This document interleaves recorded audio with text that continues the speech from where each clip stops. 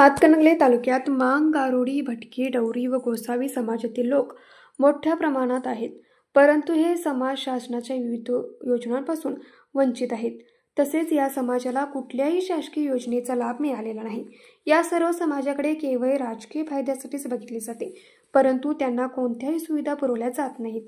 वर्षानुवर्ष मागणी करूनही शासनाने त्यांच्या मागणीकडे सोयीस्कर दुर्लक्ष केले आहे. हातकणंगले तालुक्यातील या समाजासाठी गायरानमधील जागा मिळावी यासाठी लेखी स्वरूपात अनेक वेळा मागणी करूनही प्रशासनाकडून कुठलीच हालचाल झालेली नाही.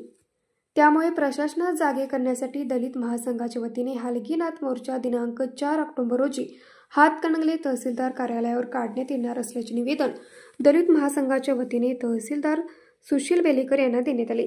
यावेळी दलित महासंघाचे कार्याध्यक्ष विलास कांबळे, मांग गारुडी समाजाचे अध्यक्ष रमेश चौगुले, मार्तंड वाघमारे, सुनील कोरे यांच्यासह पदाधिकारी उपस्थित होते.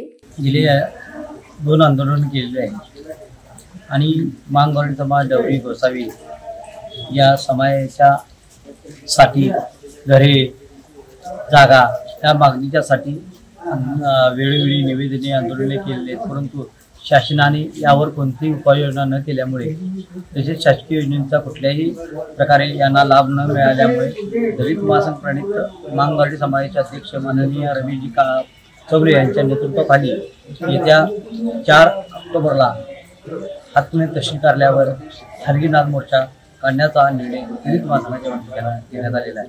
या वेळी निवेदन देत असताना आज बेलेकर साहेबांना, तहसीलदार बेलेकर यांना निवेदन दिलेले आहे. यावेळी दलित महासंघाचे नेते माननीय विलासजी कांबळे, माननीय न्यूज मराठी 24 साठी विनोद शिंगे, हातकणंगले. हे आहे गोकुळचं श्रीखंड, अगदी जिभेवर रेंगाळणार. जिभेवरच नाही तर मनावरही रेंगाळणार. गोकुळ श्रीखंड, मनावर रेंगाळणार.